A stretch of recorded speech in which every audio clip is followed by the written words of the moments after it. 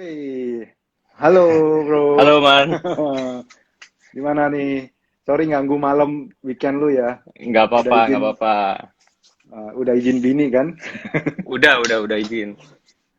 Oke, thank you man for joining Mark Insight, Mark Talks malam hari ini. Basically tadi gua udah jelasin ya Mhm, perkenalan gua dulu, kenal lu dari mana. mhm, Mungkin langsung tanpa panjang lebar, biasa susunannya nanti kayak gini aja, bro. Kita bikin nggak usah terlalu panjang. Kita mungkin kurang lebih 20 menit sampai 25 menitan. Habis itu mhm. nanti kita lihat interaction dari apa Q&A, baru kita nanti kasih jawab ke mereka. So tanpa panjang lebar, mungkin boleh sedikit seperti biasa setiap narasumber di sini gue minta supaya kasih perkenalan dulu supaya some of the audience tahu your background bro. Boleh kasih share your background apa dulu, kenapa lu bisa fokus Oh, banget ke consumer. oke. Fokus banget ke consumer ya. Sebenarnya nggak juga sih. Jadi dulu memang Mhm. awalnya background masuk ke market itu waktu itu sebenarnya baru lulus kuliah ya. Baru lulus kuliah tuh memang pengennya waktu itu kan masuk ke bank gitu ya, ke investment Mhm. bank gitu ya. Cita-cita lah biasa anak lulus kuliah zaman dulu kan. Waktu itu marketnya bull market kan di pertengahan tahun 2000-an itu ya.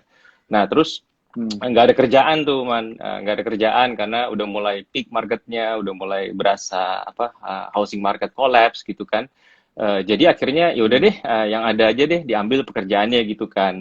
Nah pas yang ada diambil itu pekerjaannya dapet akhirnya di refer waktu itu lagi magang juga ya, lagi magang di perusahaan apa namanya audit firm ya.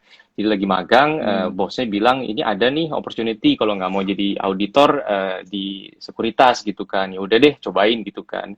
Nah pas cobain senang gitu kan, senang tapi memang di sana Mhm. pas saat itu bosnya itu cover plantation gitu kan, plantation kelapa sawit ya, cover kelapa sawit, sektornya pada saat itu lagi booming kan tahun 2006 2007-an ya lagi booming ya. Oh, lu Nah dari dulu malah situ komoditi ya? Oke. justru kita kan kenal pertama di komoditi ya waktu itu ya. Gue inget ya cover Oh sawit ya. iya, sebelum ya ya ya ya, ya benar benar benar benar. Iya, Gua dari tadi cover lupa man. sawit. Oke oke. Iya, dari cover sawit Mhm. karena itu upstream. Terus banyak ini kan banyak perusahaan banyak downsizing juga. Akhirnya kita mulai cover ke downstreamnya gitu. Dari cover downstreamnya, Mhm. terus akhirnya gue mulai deh cover downstream industrinya, nggak hanya cover yang upstreamnya gitu. Jadi awalnya dari situ sebenarnya ya. Mhm. Terus ya udah keterusan deh sampai sekarang gitu. I see, I see. Nah, mungkin kita langsung aja ke topik ini tanpa supaya nggak panjang lebar. Boleh share nggak bro dari hasil atau pengamatan lu sekarang ini, hasil research lu ini? Mm-mm, Nanti mungkin gue juga share ya, yang mungkin dulu sempat gue posting di situ ya, di mm-mm, feed Mark Insight. Jadi, mm-mm. just to reconfirm aja dari pengamatan lu itu, apa aja sih yang menarik dari dampak COVID ini yang merubah consumer behavior? Wah, Dan menurut lu itu apakah itu bisa something yang structural ya, yang menurut lu yang cukup lumayan, yang sangat menarik gitu ya, bisa ngefek banget gitu. Mungkin mungkin gue nggak representatif nih ya, tapi mungkin Mhm. sharing aja mungkin apa yang gue rasakan juga gitu ya. Nah, Mhm. memang dari sebenarnya kalau yang dari gue dan teman-teman gue gitu ya, di sekitar yang dirasakan mungkin apa sih yang perilaku konsumer yang strukturalnya gitu ya. Jadi mungkin Mhm. pertama mungkin memang setelah COVID ini mungkin kalau sudah selesai dampaknya itu adalah mungkin pasti dari daya beli udah pasti ya, karena kan banyak orang Mhm. yang kehilangan pekerjaan gitu ya, di mana perusahaan kan harus downsizing. Jadi memang di situ adalah gap dari sosioekonomik itu pasti akan melebar lagi. Nah, di situ kita juga melihat memang banyak perusahaan yang pindah online ya. Jadi yang tadinya nggak ngerti online pindah online UMKM. Jadi di mana mereka itu nggak memerlukan staff yang lebih banyak dari itu lagi gitu. Jadi yang Mhm. apa jumlah pekerjaan itu mungkin akan turun juga gitu. Jadi memang kalau dari situ kita ngelihat memang sepertinya kalau kita ngelihat bursa efek Indonesia tuh naik gitu ya. Tapi kalau kita ngelihat orang yang kehilangan pekerjaan itu banyak gitu. Jadi pasti mau nggak mau orang itu akan lebih price sensitif ya. Jadi pasti down trading itu terjadi. Nah, mungkin kalau yang hal menarik juga yang merubah perilaku juga kita ngelihat memang banyak yang nanya kan, jadi kalau sudah vaksin ketemu gimana gitu. Tapi karena tadi Iya. job losses-nya itu structural, di mana kalau kita lihat kan di industri perbankan kan lebih dari 20% bunga hutang itu harus direstrukturisasi ya. Jadi perusahaan itu memang nggak bisa servicing hutangnya dengan kapabilitas finansialnya sekarang gitu. Jadi memang discretionary spending itu kalau udah divaksin, kita udah nggak ke mall lama, udah nggak belanja baju lama, pasti harusnya bisa recovery. Tapi pent up demand-nya itu ada memang, karena kita nabung tuh banyak nih di masa pandemi. Tapi orang-orang Iya. seperti yang bisa nabung itu nggak semua orang bisa gitu. Nah, jadi makanya discretionary spending pun recovery-nya nggak akan balik ke full-nya, itu sudah pasti.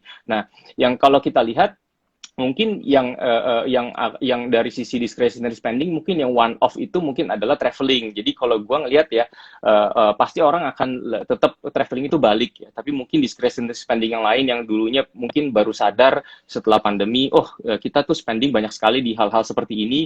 Akhirnya mungkin banyak tabungan-tabungan yang bisa di savings di situ. Nah, kalau traveling mungkin akan jalan, tapi kalau menurut gua mungkin perilaku yang berubah adalah kayaknya pemerintah sekarang mulai memperkenalkan domestic tourism ya, desa-desa di Jawa, ada desa-desa di luar Jawa juga yang mulai dipopulerkan gitu, area-area wisata yang dimana mungkin ini yang akan menjadi perilaku yang berubah, yang nggak traveling keluar lagi, tapi traveling di Indonesia. Kalau kita ingat dulu ya mungkin di krisis 98 juga sama ya. Jadi krisis 98 itu orang Indonesia itu tadinya travelingnya mungkin masih ke Singapura kemana, tapi jadi ke Bandung, jadi ke Bali gitu, karena daya belinya kan terdampak gitu ya. Dan ya mungkin buat kita semua juga sebenarnya bagus juga sebenarnya untuk membantu traveling domestik ini ya, supaya membantu recovery-nya lebih baik juga ekonominya gitu. Karena tadi ya kue dari ekonomi, maksudnya daya beli itu terganggu karena job availability-nya itu pasti nggak akan recover full gitu kan.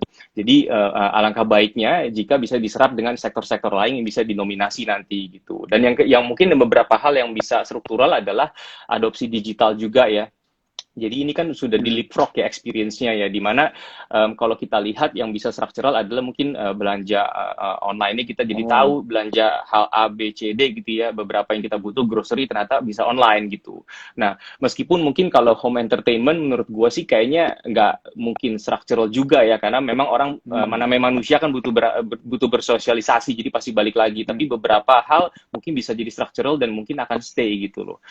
Dan yang terakhir mungkin kalau gue lihat dua terakhir adalah healthier lifestyle itu mungkin bisa structural juga sama remote working ya. Jadi remote working itu kayak working from home gitu ya, atau working from anywhere, flexibility di pekerjaan itu kayaknya beberapa perusahaan di luar kan sudah mulai mempertimbangkan hal tersebut ya, untuk bisa remote working. Dan kayaknya di sini bisa structural. Kenapa? Karena baru saatnya nih orang Jakarta kayak kita ngerasain hidup kayak orang Singapura gitu ya. Jadi semua di dunia kan kita punya jam yang sama 24 jam sehari gitu ya. Tapi mungkin bedanya mereka itu di Singapura kemana-mana cepet gitu. Di Jakarta satu poin ke poin itu bisa 30 menit gitu ya. Jadi baru sekarang nih berasanya gitu. Jadi menurut gue remote working pun pasti akan bisa menjadi sesuatu yang bisa mungkin di beberapa sektor bisa di maintain gitu. Ya. Kalau mungkin tadi lu menarik nih, ujung-ujungnya kan lu tadi boleh share, ada beberapa mungkin yang cukup structural, account expenses yang discretionary yang mungkin nggak balik gitu ya. Kira-kira kalau let's say ini vaksin ketemu ya bro, dari pengalaman lu atau mungkin dari pengamatan lu, dari sekitar lu, kira-kira kebanyakan orang yang bakal nggak balik lagi apa ya? Spending yang tadinya sering spending terus kali nggak bakal balik lagi normal itu apa ya kira-kira? Oh, kalau gue sih udah pasti pas gue lihat karena banyak waktu ya gue ngelihat pengeluaran gitu ya di kartu kredit, pengeluaran itu kan kelihatan ya. Ternyata yang paling banyak tuh makan di restoran ya. Kalau pengeluaran gua gitu ya. Jadi makan di restoran itu yang paling besar. Yang kedua mungkin yaitu belanja sepatu, belanja baju gitu ya. Nah, itu mungkin I think itu akan kalau gua pribadi gua akan cut banyak ya. Karena gua merasa ternyata uangnya lebih baik dialokasikan ke investasi atau ke tabungan gitu, atau ke hal-hal lain yang bisa menjadi lebih produktif ya. Misalkan contohnya ya di masa pandemi ini, oh ternyata gue bisa online education ya gitu, dan ini yang mungkin penting juga gitu, karena kok teman-teman gue belajar lagi gitu pada saat lagi pandemi, dan ya udah gue juga mau gitu kan. Nah itu mungkin hal-hal seperti itu bisa struktural ya. Jadi yang tadi ya belanja-belanja yang tadi makan siang dan makan malam yang di luar ya di restoran itu mungkin kayaknya in my opinion harusnya sih nggak balik full ya kayaknya ya. Ya, tadi gue juga lihat ada teman yang mulai ikut apa online Mandarin course. Gue juga kepingin sih jadinya. Jadi memang benar itu sebenarnya belajar itu juga part of investment sih sebenarnya memang. Betul, iya. Nah, kalau kayak gitu itu ada kemungkinan tadi lu bilang travel itu most likely akan balik karena kita kan pasti udah bosen banget gitu ya. Iya. Kem- Mungkin gue suspeknya kalau menurut lu ada chance nggak ya pemerintah mungkin katakanlah niru kayak China ya kasih subsidi aja ya untuk traveling domestik ya. Katakanlah lu kasih subsidi untuk di tiket kayak gitu-gitu make sense kali ya.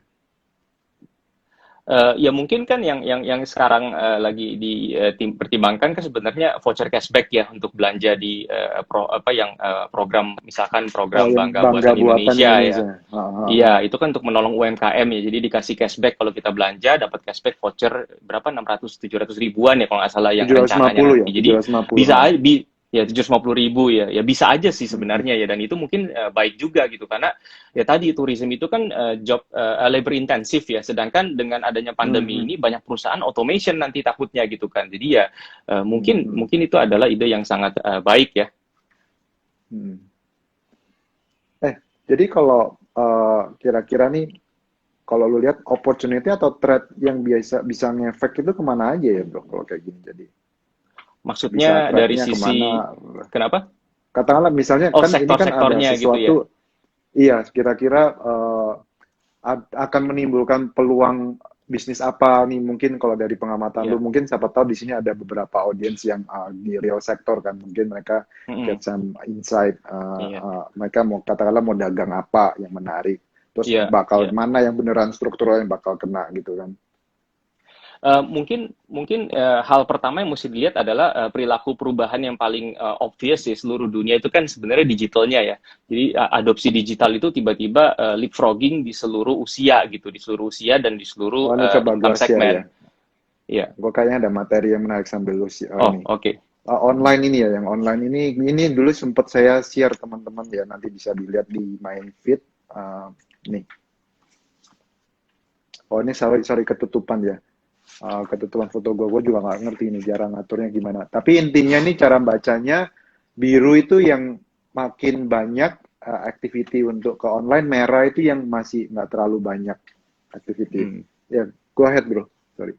Iya, ya benar sih. Jadi mungkin karena adopsi lebih banyak yang mungkin banyak sekali yang biru ya di sektor-sektornya itu kelihatan ya. Jadi memang karena China semua bro, sektor itu terutama di sini China sama US. karena masih muda mungkin ya populasinya juga ya, dan memang di Indonesia juga Hmm. kan banyak hal yang terjadi jadi online ya, kita nge-gym online, UMKM aja sekarang going online gitu. Kalau nggak salah pemerintah sudah onboarding lebih dari 1-2 juta UMKM ya dalam kurun waktu 2 bulan terakhir gitu ya, dimana Hmm, hmm, UMKM hmm. di Indonesia ada 40 jutaan, baru 6 juta mungkin yang going online gitu. Jadi di seperti ini berarti harusnya yang bakal menarik adalah sebenarnya mungkin satu hal adalah infrastruktur pendukung untuk digital ini sih bro ya.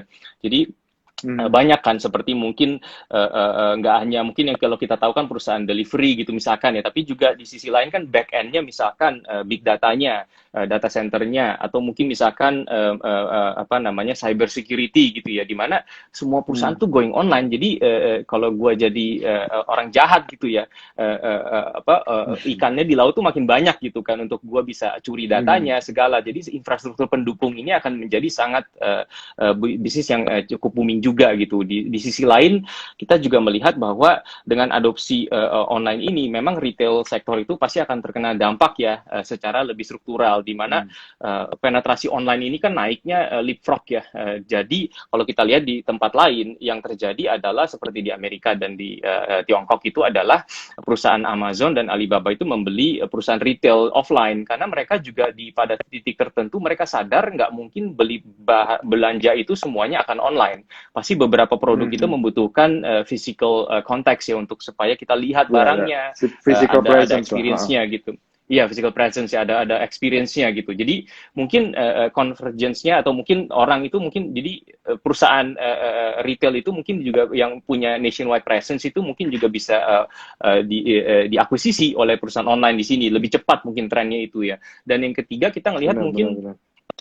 untuk ini ya working from home ini sih bro ya mungkin yang kena dampak adalah office space gitu, office leasing yang tadinya perusahaan menyewakan tempatnya untuk kantor mungkin bisa terdampak, tapi di sisi lain mungkin juga kayak seperti perusahaan seperti GoWork ya mungkin ya. Nah tapi mungkin bukan di kalau gue ngelihatnya ya beberapa di kantor kita mungkin ada yang susah kerja online di rumah karena infrastruktur itu nggak siap bro, misalkan komputernya atau internetnya juga Iya, banyak benar-benar. gangguan. Jadi mungkin Gue juga ya ngalamin mungkin tuh. ya iya. Jadi mungkin kayak seperti hal seperti itu mungkin juga bisa menjadi suatu business opportunity ya misalkan kayak di satellite office gitu misalkan atau GoWork itu mungkin going Hmm. into more residential area gitu ya. Hal-hal seperti itu ya. Yang terakhir juga mungkin tadi balik lagi ke UMKM gitu ya. Banyak banget orang sekarang jualan makanan makanan sendiri. Gua aja sekarang jadi masak gitu ya, tapi gue belum open PO nih ya. Cuman basically kalau misalkan gua masak itu yang gua nggak punya kan yang gua nggak punya adalah platform marketing dan juga platform distribusi gitu. Jadi bisnis seperti kayak cloud kitchen gitu Marketing mungkin mah gua zaman sekarang merasa lu bisa pakai sosmed, bro. bisa Kalau pakai sosmed marketing ya. mah. Nanti Tapi baik lewat marketing set juga bisa, bro. bisa ya. Ya mungkin itu apa enabling apa digital enabler itu mungkin ya. Jadi untuk mendukung UMKM itu bisa smooth going online-nya gitu. Seperti kalau di food delivery kan ada konsep cloud kitchen gitu ya. Jadi lu tinggal bawa orangnya suruh masak di situ, lu nggak usah nyewa tempat besar, Benar-benar. disediain semuanya space-space-nya gitu. Itu mungkin bisa booming sih. Karena banyak karbitan nih bisnis-bisnis baru gitu ya. Jadi infrastruktur pendukung untuk online itu akan mungkin suatu bisnis opportunity yang baru ya. Tapi kalau dipikir itu kan, kalau gue ngeliatin memang di sosmed itu orang, terutama tentang masak, orang jualan makanan itu kan makin gila banget ya kalau gue lihat ya. Itu competition menurut lu gimana itu? It's very crowded nggak sih? Very crowded sih ya. Gue merasa sekarang mungkin gerakan bantu temen gitu ya. Jadi mendingan gue beli punya Iya. temen dibanding gue beli punyanya GoFood gitu ya. Benar-benar. Iya, benar. Jadi makanya pasti pasti akan berdampak ya. Makanya tadi bisnis opportunity mungkin apa platform yang mengagregat orang-orang yang baru ini loh, yang baru going online ini kita agregatorin karena mereka kan mungkin dari sisi management skillnya belum tahu caranya apa namanya untuk supaya efektif jualan apa mengelola restoran atau mengelola restoran secara digital gitu. Nah hal-hal seperti ini mungkin bisa jadi ekspertisnya ke depan ya, gitu. Benar-benar. Nah, ini coba gua share yang dulu yang penasaran nih ya, Bro, yang tadi gua dapat. Jadi bener nggak sih masa di Indonesia ini kalau berdasarkan kantar ya, Bro, masa nggak turun sama sekali ya? Lo ada penjelasan nggak? Sorry, ini ketutup ya gue. Tapi nggak Kantor. apa-apa deh, lihat yang kiri aja. Kantar kan ini yang tadi FMCG dari report FMCG Kantar ini kayak di Indonesia ini kayaknya kayak volume itu nggak turun banyak ya, Bro, di second quarter. Oh iya Gila ya. nggak ini? Mungkin karena Menurut lu gimana? secara total household spending ya mungkin karena spending kita expense untuk yang discretionary ya kalau menurut Kantar juga itu memang disebutkan spendingnya orang Indonesia di rumah tangganya untuk yang discretionary itu turunnya 57% bro. Jadi makanya Hmm. meskipun daya belinya turun tapi karena gua nih nggak belanja gua nggak makan di luar lagi dan sebagainya jadi memang itu kan pengganti makan di luar tadi yang tadi kita sampaikan itu ya. Jadi belanja essential, makanya belanja home improvement malah naik ya nggak hanya FMCG gitu ya. Jadi memang karena itu ternyata kita nih banyak banget yang orang-orang ini mungkin pemborosannya ada di sisi-sisi lain itu yang tiba-tiba bisa Ya, menjadi ya, ya, savings ya. gitu. Nah, terus ini ya tadi yang mau gua coba share ini yang gua agak surprise juga. Mungkin,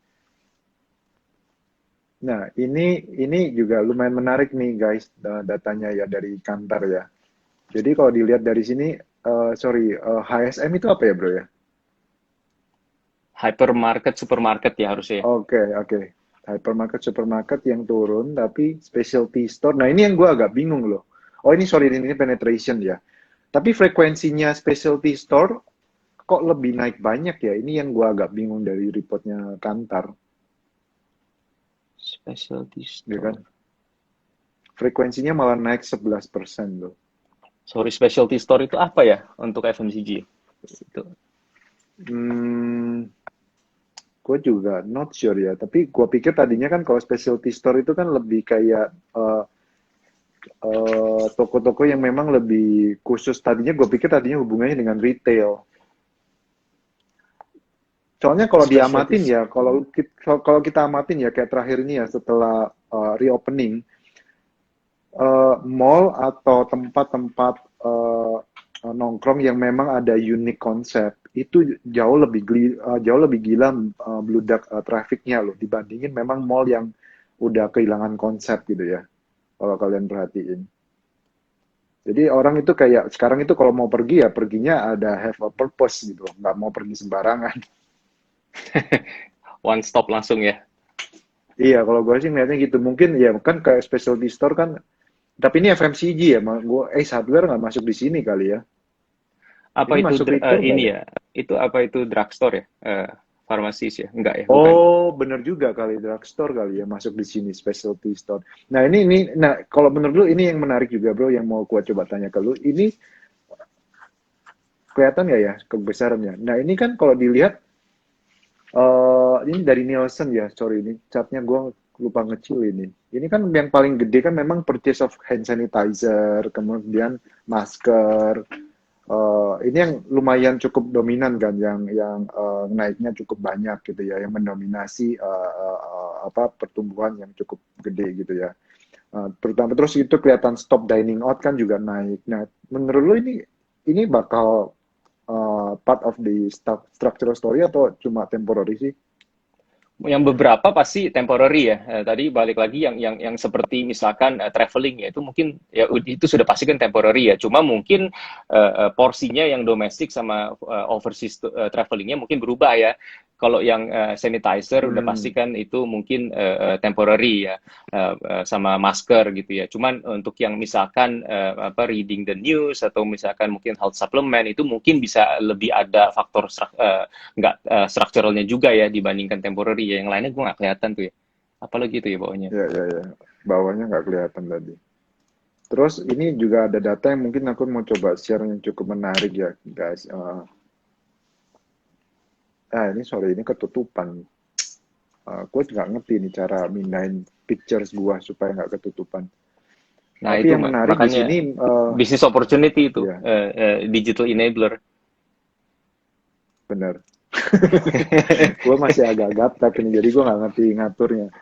Eh, Sorry, ini juga nggak kelihatan. Ini tapi yang gue cukup kaget ya, datanya Kantar, festif. Ini ketutupan, sorry guys, gue nggak ngerti cara mindahinnya. Nanti coba gue pelajarin deh cara mindahinnya gimana. Tapi ini kalian bisa ngeliat yang bawah ya, spend atau buyers. Itu festif 2020 itu ketutupan foto gue. Foto gue bisa tutup nggak ya? Nah, ini kalian bisa nggak yang lihat yang kecil tapi nggak intinya festif kelihatan. 2020 itu malah positif semua loh bro, nggak turun, gua agak heran. I thought Tapi it should kalau be nggak negative. harusnya negatif ya. Mungkin ini agak berbeda mungkin sampling surveinya, tapi harusnya sih negatif ya. Karena kalau harusnya kan kalau nggak ada festif atau mungkin mesti dilihatnya adalah festif produk kaliman ya. Mungkin apa festif Oh, produk oke oke oke di oke oke. 2020 dibandingkan festif tahun lalu ya. Karena kan tetap orang-orang yang nggak orang-orang yang di rumah meskipun nggak ada festif kan tetap tadi kan nggak makan di luar ya. Jadi harusnya mungkin comparisonnya festif Hmm. produk kali ya.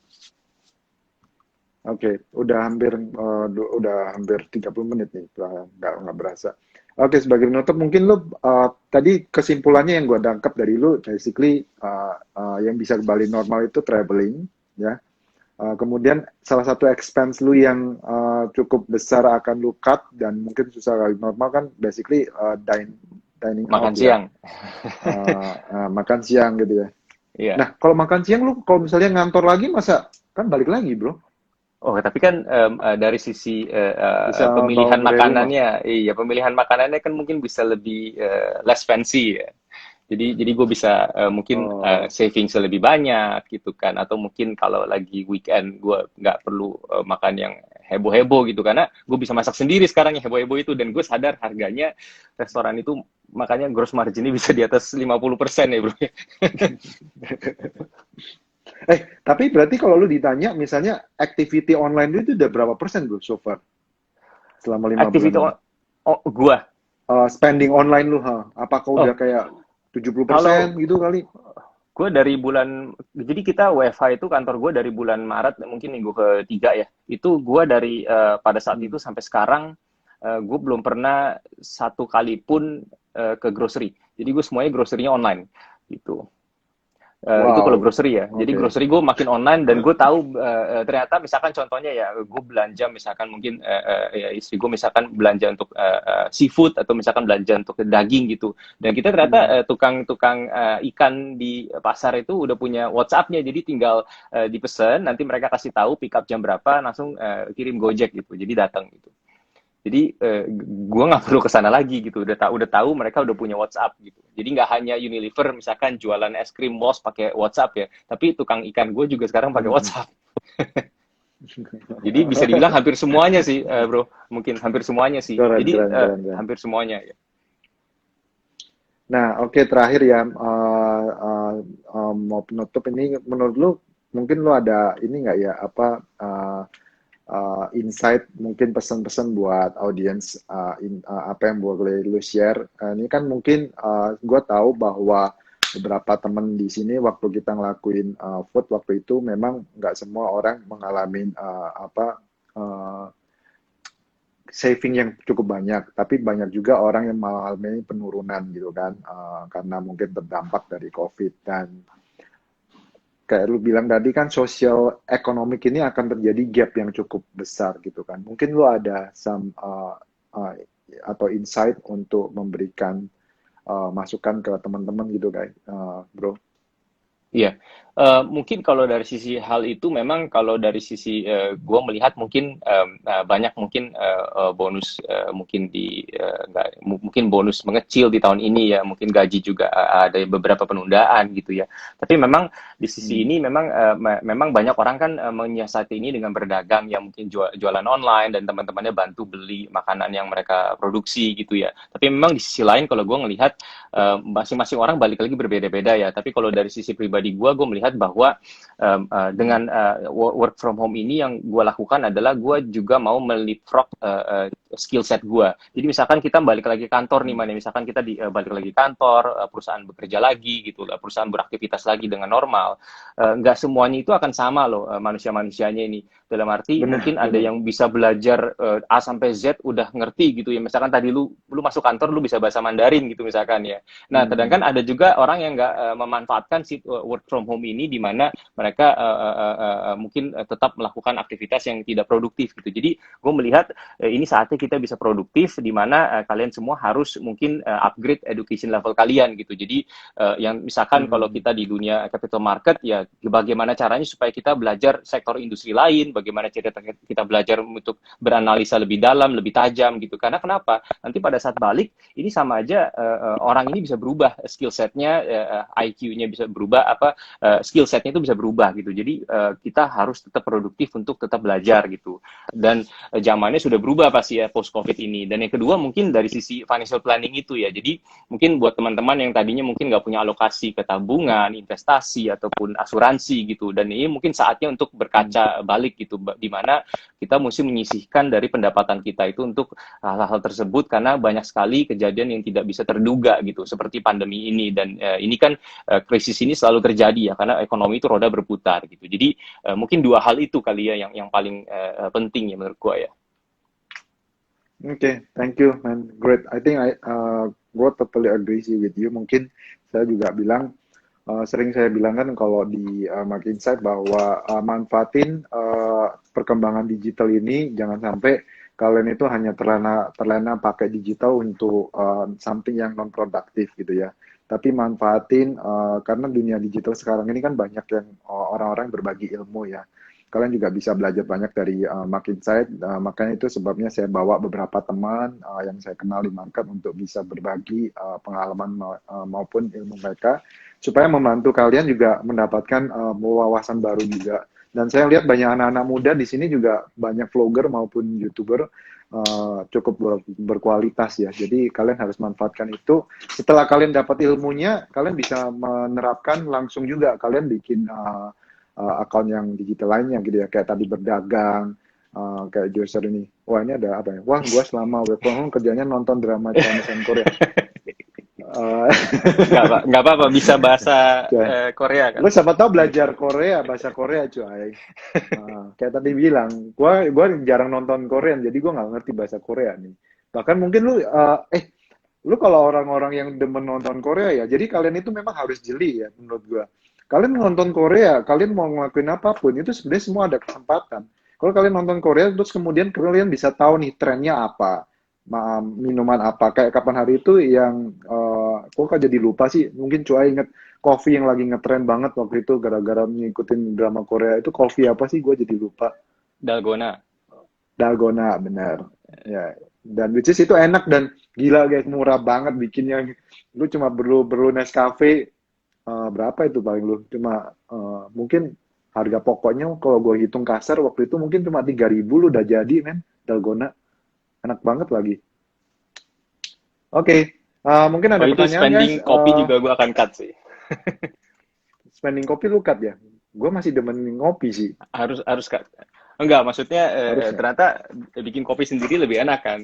Gue baru sadar Oh gitu. iya kalau kayak bikin kayak dalgona gitu, kemarin gue ngasih share ke beberapa temen, resepnya gimana, gue ngeliatin dari murah banget dan gampang banget sih memang. Oh ini ada Makanya. pertanyaan dari Mr. Angga. Retail sales online over total retail sales, apakah naik signifikan selama COVID-19? Kalau iya berapa persen saat ini? Lo ada datanya nggak ya, Jo? Datanya sebenarnya nggak ada yang kalkulasi ininya ya. Cuman kalau Hmm, waktu itu kalau quote si Nielsen punya survei, kalau dari sisi penetrasi ya, penetrasi itu mungkin susahnya gini. Susahnya kalau kita ngomongnya retail sales ya, karena supply-nya itu nggak ada ya bro ya. Jadi misalkan ya, gue hmm, waktu itu pas PSBB, gue mau beli barang gitu ya, tapi di luar Jawa gitu, itu nggak bisa dikirim gitu. Nah jadi mungkin iya, akan agak terganggu dari supply, jadi nggak bisa representatif. Tapi kalau dari sisi penetrasinya yang going online di household spendingnya itu naik 3 kali gitu. Jadi dari 3 kali lipat 10%, ya. dari 10% household Hmm, spending yang biasanya going online sekarang sekitar 30% gitu. Jadi hal seperti itu sih mungkin ya. Jadi yang bisa representatif mungkin gue rasa penetrasinya ya. Karena kalau kita melihat dari hal total retail benar, benar, sales-nya, gue benar. bilang itu agak misleading sih bro. Karena barangnya kan dari China banyak tuh bro, nggak masuk kan ke sini. Make sense, make sense. Jadi Iya, maksud lu adalah demand-nya sebenarnya jauh lebih gede gitu kan. Cuma iya. supply-nya nggak bisa masuk gitu ya. Iya, kayak mungkin waktu kita ngobrol mau nyari sepeda, bro, kan nggak ada, bro, Oh di iya, online. iya. Padahal sebenarnya kalau ada tuh naik tuh kan retail sales-nya gitu. Tapi gue nggak bisa gitu. Benar-benar. Tapi gue Tapi nyarinya mungkin online. kalau gitu sebenarnya China representatif dong bro, karena kan China bisa produksi dalam negeri, logistiknya oke. Dan kalau nggak salah di China itu berapa sih? 50%, 60% bukan sih? Yang gue dengar. Gue Online-nya nggak itu inget udah angkanya, gue agak lupa ya. 50-60% ya. Besar Setahu, banget. wah, gede banget loh. Karena 6 tahun yang lalu aja China tuh udah hampir 15-20% ya. Jadi ya mestinya sih udah jauh lebih Iya besar ya, dari bener. itu Kalau lu ya ngomong harusnya ya. 3 kali lipat ya jadi 20%, Iya, 3 kali lipat udah 60%, benar juga. iya. Alibaba Oke. kan resultnya net profitnya kan 100% lebih ya. Jadi harusnya revenue-nya ya mungkin 30-40% sih udah ada harusnya ya online ya. Iya, Shopee aja juga performance resultnya kan gila, men. Salesnya naiknya double juga. Iya, dan itu kan udah gitu itu nggak ada supply-nya loh bro. Maksudnya ketahan loh, nggak Bener, ada bener, barang loh. bener, bener, bener. Jadi kalau ada barang itu bisa gila ya grupnya. Bisa lebih gila, yang penting kan penetrasinya ya. Tapi bro, gue mau tanya juga ya sebelum ada yang, teman-teman kalau ada pertanyaan, loh ada Duma loh bro. Teman-teman kalau ada pertanyaan, manfaatin ini ya momen ini karena jarang-jarang gue bisa invite Joe. Ini gue udah invite Joe udah lama, baru kesempatan ini dia baru bisa join man. Eh, kapan hari itu tapi gue waktu itu sempat ngobrol ya, kayak Era ya. Era itu katanya kan penjualannya dia online-nya naik, tapi pada waktu reopening kok malah penjualan online-nya turun lagi. Jadi kayak gue nangkepnya kayak itu nggak sustainable gitu loh. Jadi kalau menurut lu itu misalnya nih, apakah 30% ini bakal sustainable nggak ya? Katakanlah menurut lu. Kan Maksudnya tadi kita penjualan ngomong structural online-nya, behavior. iya, iya. Online kan Maksudnya jadi gini misalnya tadi pertanyaannya Angga kan mau tahu sekarang itu online itu udah berapa persen dari retail sales kan, dan lu bilang kan tadi hmm, kurang lebih 3 kali lipat katakanlah, iya, ya katakanlah kita mungkin sekarang 20 sampai 30% dah. penjualan retail sales di Indonesia itu sudah online gitu kan. Nah, tapi yang menarik waktu ngobrol sama orang era Jaya itu kok dibilang dia turunnya cukup drastis yang online salesnya dan orang-orang balik lagi ke toko, balik ke offline gitu. Tapi oke, tapi penjualannya turun negatif ya, year on year-nya negatif gitu ya online-nya. Atau Oh proporsinya? Kalau iya, proporsi kan mungkin ya, karena enggak, kan kalau mungkin misalkan tokonya dibuka, proporsi ya, proporsi, benar-benar proporsinya proporsi iya, mungkin. iya proporsi mungkin toko online-nya Hmm. dibuka ya bro ya, gitu.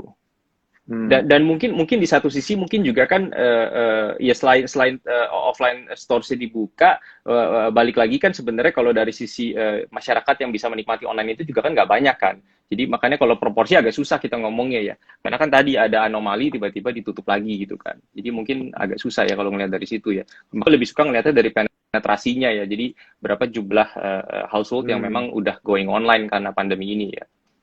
Gitu. Ada pertanyaan dari Philip. Ada gambaran nggak size home base industry udah berapa besar ya bisa jadi next hidden economy? Oh ya, ini Size kayak home based orang-orang yang banyak industry ya. dagangan. Heeh. Datanya ini Nggak ada sebenarnya datanya ya kali. Bro Philip, datanya sebenarnya agak susah ya kalau lihat dari iya kalau lihat dari data kementerian sih sebenarnya kan kalau nggak salah sekitar dari total employment di Indonesia itu kan 97% dari UMKM. Kalau dari sisi kontribusi ke ekonomi itu mungkin sekitar gue lupa ya kalau nggak salah 40 atau 60% gue lupa ya.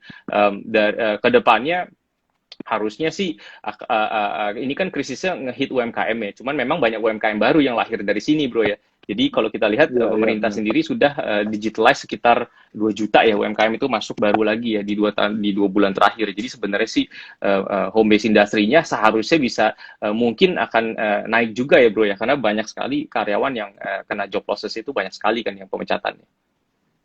Oh, jadi itu data yang terbaru itu penambahannya aja 2 juta yang di digitalize Kalau nggak salah UMKM-nya. data UMKM yang tercatat itu sekitar 40 juta, yang sudah online itu sekitar Wow. 6 juta. Di 2 bulan terakhir yang program Bangga Buatan Indonesia kan kita bisa ke websitenya daftar di situ, itu yang daftar sudah 2 Hmm. jutaan kalau nggak salah. Jadi UMKM yang going online sudah sekitar segitu. Oh, oke, menarik. Iya. Jadi crowded nih man. Setelah COVID nih online nih crowded malah. Iya, ini kayak gua tadi sharing ya, kayak lu tadi bilang memang benar ya. Kalau gua mungkin ada teman-teman yang sudah tahu di sini ya, gua dapat lumayan tadinya niatannya membantu apa saudara dari istri, tadinya jadi lumayan jadi bisa bekerja sama. Gua dagangan babi panggang. Dan gue beliin terus. Nah, lu beli juga banyak beberapa teman beli. Nah, saya sekalian jualan. Kalau kalian mau berminat, boleh direct message gua. Nah, terus oh tadi Cuai ada yang tanya nih, belajar online Chinese di mana? Oh, setahu gua itu ada ya kalau nggak salah lu coba ketik aja Jakarta Mandarin Online. Hai. Itu kalau nggak salah Alice itu ngambil course itu. Gua belum lihat sih, cuma nanti gue coba explore. So far sih anak gue juga udah belajar Mandarin online, cuma gue belum belum. Waktu gue lebih kesita untuk gimana bantuin ngembangin makin site aja. Jadi ini mainan gue yang baru gitu ya, teman-teman. Wah itu babi panggang juara, saya endorse. Thank you, Joy. Nah kan ada teman-teman. Tapi maaf ya kalau buat teman-teman ini kalau ada ngomong sedikit gak halal. Ini kita ngomong tentang consumer lah ya. Oke, ada pertanyaan lagi. Oh, ini temen gue nih. Oh, Anton ini temen gue di luar pulau. Istrinya ngajar online. Oh iya bener, istrinya dia jago Mandarin. Nah, lu bikin bisnis itu aja, Anton, online Mandarin tuh kayaknya ada beberapa peminat loh. Lumayan. Ada pertanyaan lagi, guys? Kalau nggak ada, gue mungkin sudahin ya. Soalnya gue nggak mau makan banyak waktu dari Joser. Thank you banyak, bro, waktunya on this weekend. Thank you bro.